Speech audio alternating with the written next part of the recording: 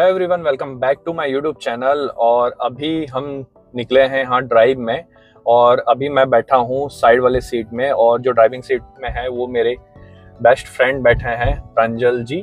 और Hello. ये on करते हैं किया कारेंस, जो कि है 1.5 लीटर डीजल, है ना। 1.5 लीटर डीजल इंजन।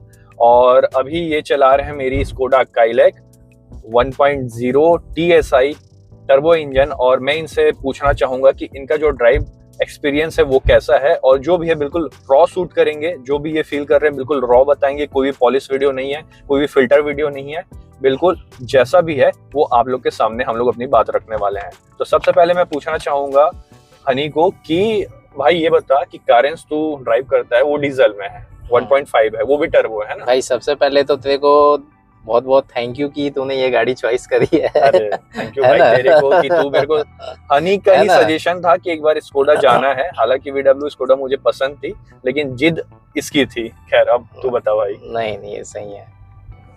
अपन कैरेंस के मुकाबले इसकी अगर कंपेयर करें ना भाई, तो ये 1 लीटर में सबसे बेस्ट गाड़ी है ना। इसके जैसी गाड़ी कहना चाहिए जैसे VW और स्कोडा 1 लीटर में, और कोई भी दूसरी गाड़ी चलाओ 1 लीटर इंजन, इसके जैसी परफॉर्म राइडिंग आपको किसी में नहीं मिलेगी जो स्कोडा में मिलेगी और VW में मिलेगी। क्योंकि एक खैर एक ही प्लेटफॉर्म है, लेकिन स्कोडा काइलैक एक ऐसी गाड़ी है ना कि इसको चलाने के बाद मैं खुद अपनी कैरेंस में को चलाता हूँ तो मुझे ऐसा लगता है कि अरे यार मैं 1.5 लीटर डीजल इंजन चला रहा हूँ, तो उस कंपेयर में ये 1 लीटर मतलब बहुत इक्वल है, बहुत ही इक्वल है। और वो भी पेट्रोल इंजन, और पेट्रोल इंजन तो बात ही अलग है, बहुत ही रिफाइन रहती है ना। और दूसरा इसकी स्टीयरिंग भी इतनी स्मूथ है, बहुत ज्यादा स्मूथ है। मतलब वो गाड़ी इवन मैंने जैसे टोयोटा की भी गाड़ी मैंने चलाई हुई है, होंडा की भी चलाई है, होंडा सिटी वगैरह, तो उसके भी मुकाबले में अपन ये मैं स्टीयरिंग देखा हूँ ना, बहुत ज्यादा सॉफ्ट है, बहुत ज्यादा सॉफ्ट है और रिस्पॉन्सिव है, बोलना चाहिए बहुत रिस्पॉन्सिव है। मैं भी अपना एक पॉइंट ऑफ व्यू यहाँ पे बस रखूंगा कि इसका स्टीयरिंग का जो फीडबैक है ना, मैं 2012 से गाड़ी चला रहा हूँ, आज तक की सबसे बेस्ट लगी। ऐसा नहीं है कि मैं खरीदा हूं इसलिए बोल रहा हूँ, मुझे लगी है। अब आगे आप बताइए। क्योंकि मेरा खुद अभी भी ड्रीम गाड़ी है, एक ना एक स्कोडा रखनी है। और हमारे यहाँ मतलब 2 गाड़ी है, तो मैं अभी छोटी गाड़ी एक है उसको भी बदल के स्कोडा लेने के में ही मूड में है ना। अब वो भी काइलैक ही लेने की, क्योंकि इस बजट के हिसाब से बहुत बेस्ट गाड़ी है ना।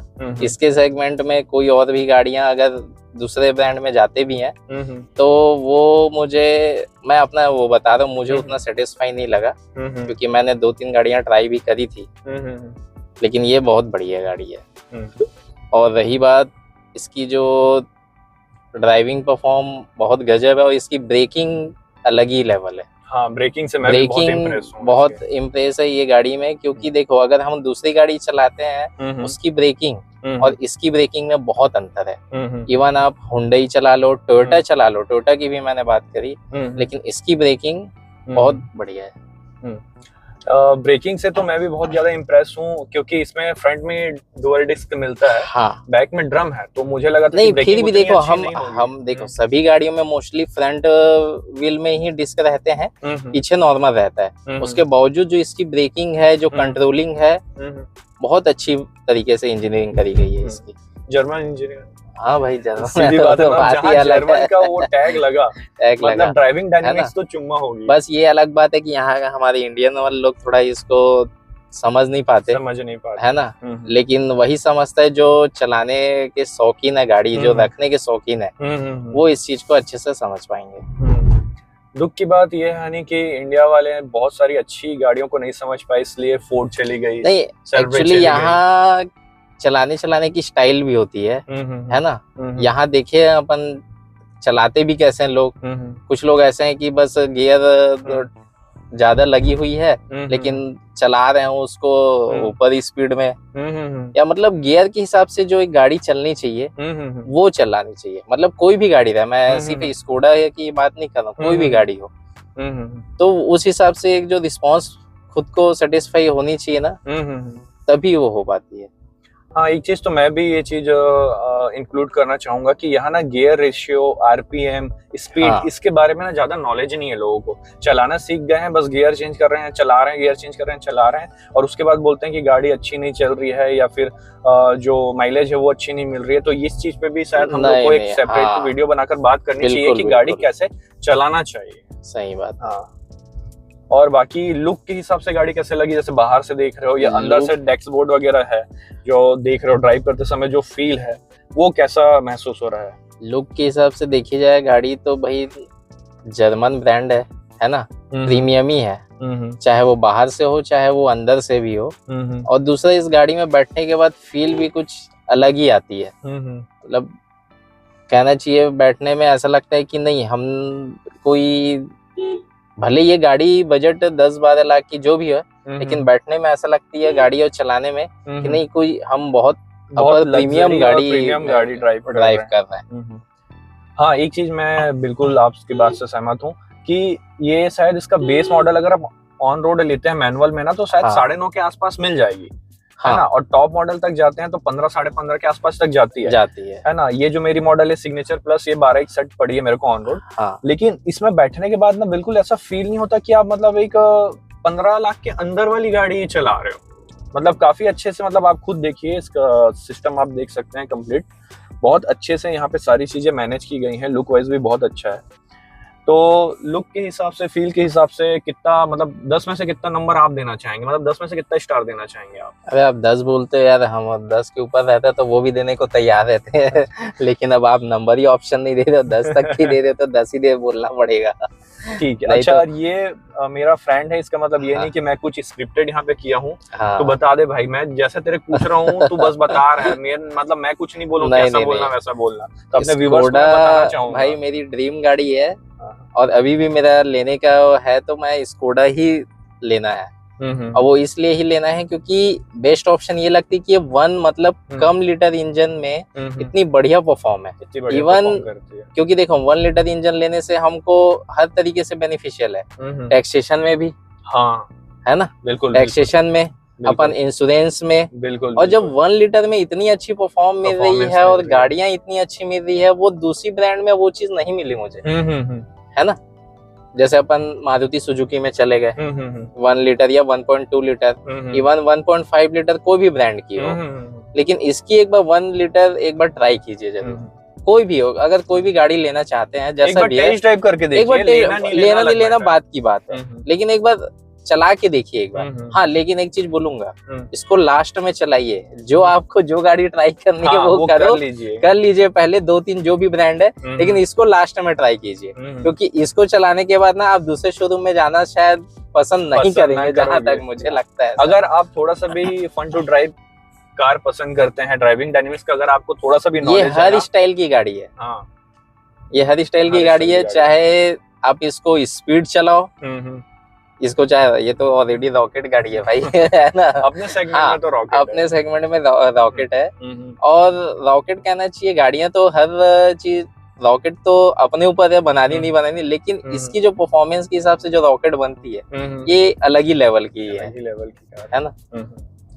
तो अपने व्यूवर्स को मैं यही बताना चाहूंगा कि ऐसा नहीं है कि ये मेरी कार है, ये मेरा फ्रेंड है इसलिए ये तारीफ कर रहा है। और हमारा लोगों को एक चीज और रहता है ना भाई, कि यहाँ मेंटालिटी ऐसी है कि अरे यार स्कोडा है तो इसकी सर्विस बहुत कम, या है ना, सर्विस नहीं तो माइलेज, ये फिर रीसेल। मेरा कहना एक चीज ये कि मेंटालिटी ऐसे सेट करो कि अपन कोई नई गाड़ी ले रहे हैं, है ना, तो जब तक के ऐसी गाड़ी अपन चॉइस नहीं कर रहे हैं कि खुद हैप्पी ना हो। पता चलता है बहुत लोग ऐसे होते हैं मोस्टली कि कोई भी गाड़ी लिए 3 साल चलाए, 4 साल चलाए, बोर हो जाते हैं, नहीं यार चेंज करते हैं। लेकिन ये एक ऐसी गाड़ी है स्कोडा और VW कि एक बार आप ले लोगे तो मुझे ऐसा लगता है कि इतनी जल्दी, मतलब ठीक है समय के हिसाब से तो लोग अपडेट करते ही हैं, है ना, तो इतना जल्दी बोर नहीं होंगे। मेरे को लगता है कम से कम 7-8 साल, और कई लोग ऐसे भी हैं जो मैं भैया की बात कर रहा हूँ सुपर, वो अभी भी आज भी रखे हुए हैं सुपर की बात। हाँ, आज वो 11 साल हो गई है गाड़ी, स्कोडा सुपर की बात हो रही है। हाँ,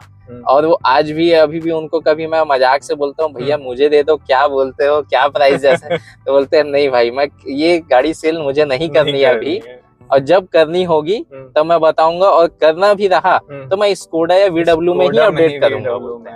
मतलब इसके अलावा कोई दूसरे ब्रांड में नहीं जाना चाहता हूँ, ऐसा बोलते हैं। नहीं, एक चीज तो है हनी कि अगर कोई एक बार VW या फिर स्कोडा चला लिया और वो उसकी ड्राइविंग डायनेमिक्स समझ लिया ना, उसको दूसरे ब्रांड में जाना बहुत मुश्किल हो जाता है। बहुत मुश्किल। और रही बात सर्विस की बात करते हैं तो देखिए सर्विस में कोई अंतर नहीं है। देखो स्वाभाविक है, अगर जर्मन ब्रांड आप यूज कर रहे हो तो चीजें भी वैसी है। आप अगर पैसा दे रहे हो तो वो क्वालिटी भी वैसी है ना। और दूसरा मैं एक चीज बोलूंगा, चलाने भाई आप बोलेंगे कि मैं गाड़ी कैसे भी चलाऊं, टोयोटा है कैसे भी चलाऊं, लेकिन उसका भी एक टाइम में तो कुछ ना कुछ मेंटेनेंस तो आनी है ना। तो एक चलाने का भी स्टाइल पे डिपेंड करता है कि वो मेंटेनेंस कैसे आ रही है, ये मेन बात है। नहीं बिल्कुल। यहाँ लोग बोलते हैं कि नहीं हम तो ऐसे चलाएंगे वैसे चलाएंगे, इतना कॉस्ट आता है, ये आता है। तो वो देखो चलाने की स्टाइल पे भी डिपेंड करता है कि वो तुम्हारे सर्विस किस हिसाब से मांगने वाला है ना। दूसरा रही बात इसके पार्ट्स की, तो पार्ट्स अब इतने इसके भी मतलब अपडेट हो चुके हैं इस कंपनी के कि सभी चीज अब अवेलेबल हो जाती है, कोई इशू नहीं आ रही है ना। अब तो ये पुणे चाकन प्लांट में ही बन रही है तो उसमें भी कोई दिक्कत नहीं है आपको। देखो कोई भी ब्रांड में हो भाई 2 to 3 डेज तो लगने हैं है ना, पार्ट्स अवेलेबल होने में या जो भी है, तो कोई वो नहीं है। और रही बात माइलेज की, तो माइलेज भी 1 लीटर के हिसाब से ये गाड़ी कोई बुरी नहीं है, बहुत बढ़िया माइलेज परफॉर्म है इसकी। और दूसरा चलाने की स्टाइल के हिसाब से भी माइलेज रिसेंटली मैंने अभी 25-27 किलोमीटर कंप्लीट किया था, मुझे 16.1 की माइलेज दी थी इस कार ने। मैंने उसका शॉर्ट्स वीडियो भी डाला है, व्यूअर्स आप देख सकते हैं। और लोग जैसे बोलते हैं कि नहीं ये माइलेज बहुत कम देती है, तो वैसा नहीं है। ये जैसे अगर 1 लीटर इंजन के हिसाब से अगर तैयार है तो इसको वैसा चलाओ, आइडियल ड्राइव करके। अगर स्पीड भी चलानी है तो स्पीड भी चलाने का एक तरीका है कि उसको कैसे चलाना है, उस हिसाब से माइलेज करती है। इसी गाड़ी की बात नहीं कर रहा हूँ, कोई भी गाड़ी वही बात है ना, फिर सही आरपीएम होना चाहिए, सही गियर रेशियो होना चाहिए, माइलेज आपको मिलेगी। हाँ, और ट्रैफिक में जैसे बम्पर टू बम्पर ट्रैफिक है, उसमें तो फिर कोई भी कार हो यार वो तो माइलेज ड्रॉप करेगा ही। मुझे इसकी एक चीज सबसे बढ़िया लगी कि ये बहुत छोटी दिखती है लेकिन अंदर से बहुत स्पेसेस है, बहुत अच्छा है ना। दूसरा आजकल के हिसाब से सिटी के हिसाब से छोटी गाड़ियां प्रेफर करो, ज्यादा अच्छा है क्योंकि ट्रैफिक बहुत है, ये है तो ये इजी मतलब ड्राइव हो जाती है आराम से, है ना। इजी टू मैन्यूवर है, आराम से कहीं से भी आप निकाल सकते हो। ये सब 4 मीटर के अंदर आती है तो उसमें भी टैक्स में हम लोग को छूट मिलती है ना। अभी जो नया GST आया है ना, उसके कारण मुझे ये गाड़ी नहीं में 1.10 के आसपास सस्ती मिली है सही। तो ये भी एक बेनिफिट है कि अगर आप 4 मीटर से बाहर जाते हो तो आपको ज्यादा टैक्स पे करना पड़ेगा। अगर आप 4 मीटर के अंदर कोई कार बाई करते हो या SUV बाई करते हो तो उसमें आपको अच्छी खासी छूट मिल जाती है। सबसे मेन कैलकुलेशन ये है भाई कि हम लोग जैसे मोस्टली जैसे बड़ी गाड़ी में 1.5 लीटर या 2 लीटर ऐसे गाड़ियां हम परचेज करते हैं। मेरा कहना है कि 1.5 लीटर ठीक है, नो डाउट बहुत अच्छी, सभी गाड़ियां बहुत अच्छी है, लेकिन एक बार ये जो 1 लीटर के सेगमेंट में ये जो ब्रांड ने तैयार करी है गाड़ी, इसके मुकाबले कोई गाड़ी है ही नहीं फिलहाल तो इस सेगमेंट में नहीं है। इस प्राइस में इस कहना चाहिए सेगमेंट में कहना चाहिए 1 लीटर में इसके अलावा कोई गाड़ी अभी फिलहाल तो कोई गाड़ी नहीं है। और मैंने ऐसा सुना है कि VW शायद 2027 में यानी कि नेक्स्ट ईयर इसकी टेरा लेके आने वाला है, मतलब सेम प्लेटफॉर्म में। तो अगर मैं उसमें बहुत ज्यादा एक्साइटेड हूँ कि वो कैसा लेके आना, मतलब कैसा लेके वो आने वाला है, उसमें और क्या क्या फीचर्स इंक्रीज करके वो देने वाला है, तो वो भी एक देखने वाली बात होगी। देखो VW और स्कोडा तो एक ही है, हाँ सेम है, प्लेटफॉर्म तो एक ही है, प्लेटफॉर्म तो है ना, बस प्राइस का बस थोड़ा डिफरेंस है। रही बात इंजन चलाने का स्टाइल सेम है, दोनों गाड़ी का सेम है, कोई बस प्राइस का बस आपको चेंजेस मिलेंगे और थोड़ी इंटीरियर या वो बॉडी ये तो बस अलग। बाकी इंजन रेशो आपकी बात करेंगे ना तो लगभग इंजन तो ऑलमोस्ट सेम है, एक ही है। आपको मतलब स्लाविया में, कुशैक में, काइलैक में, चाहे उसकी 1 लीटर ले लो या उसकी VW की 1 लीटर, वर्टस हो गई या टाइगून हो गई, जितना भी 1 लीटर है ना सब सेम इंजन है, सब में आपको 115 PS की मैक्स पावर और 178 Nm का टॉर्क मिलेगा। इंजन डिक्टो सेम है, यहाँ तक कि जो प्लेटफॉर्म है वो भी सेम। बताओ आप क्या बता रहे थे। 1 लीटर हम चलाते हैं, इसको चलाने के बाद ऐसा लगता है कि नहीं हम तो 1.5 भी फीका है। हाँ, नेचुरली एस्पिरेटेड 1.5 नहीं 1.5 भी मतलब ऐसा लगता है कि इसके सामने थोड़ी फीकी लगती है, क्योंकि मैं खुद 1.5 वो भी डीजल है ना। अब खैर वो बड़ी गाड़ी है, 7 सीटर है, फिर भी उसकी एक बार आप जैसे 1.5 लीटर में चाहे ग्रैंड विटारा हो, सेल्टॉस हो, या सॉरी कोई नहीं, या आप कहना चाहिए क्रेटा है, ये एक बार चला लो और एक बार ये ट्राई करो, आपको ये उससे कहीं ज्यादा आप लगेगी, आपको पता नहीं रहेगी कि ये कितनी लीटर इंजन, आप बोलोगे कि नहीं यार ये कहीं 2 लीटर इंजन तो नहीं, ऐसा आप बात करने लगोगे, है ना। एक सेकंड बस मैं आपको रोकूंगा। हनी जो भी चीजें बोल रहा है, मैं फिर से आपको बता दूं, ये बिल्कुल स्क्रिप्टेड नहीं है। ये इसलिए नहीं बोल रहा है कि ये मेरी कार है, ये मेरा फ्रेंड है, ये जो फील कर रहा है वही बता रहा है। और आप ऐसा मत समझना, क्योंकि बहुत सारे कमेंट आ रहे हैं मेरे को कि अरे तुम लोग ले रही हो इसलिए ऐसा बोल रहे हो, मारुति बेस्ट है, ये बेस्ट है। मैं देखो, सारी गाड़ियां अच्छी है भाई, अपने सेगमेंट में आपकी यूजर्स के हिसाब से सारी गाड़ी अच्छी है। आप कैसा गाड़ी को चलाते हो, आप कैसे टाइप के ड्राइवर हो, ये डिपेंड करता है। तो हम ऐसे बंदे हैं जो गाड़ियों से प्यार करते हैं, जिनको परफॉर्मेंस ज्यादा मैटर करती है, ना कि माइलेज ज्यादा मैटर करती है। तो उस हिसाब से हम बात कर रहे हैं। अब आप बताइए। देखो भाई, हमारे यहाँ कहना चाहिए, जैसे मैंने इनोवा भी चलाई, इनोवा तो खैर अलग चीज है, उसकी बात अलग ही है, इनोवा है। लेकिन जैसे 1 लीटर या 1.5 लीटर के आसपास की गाड़ियों की मैंने बात करी, जैसे सेंट्रो हो गई, वैगन आर हो गई, है ना। अब 1.5 में आते हैं तो ये जैसे ग्रैंड विटारा हो गई, ब्रेजा हो गई, या सेल्टॉस, सोनेट, क्रेटा, ये सब की मैं बात करूं।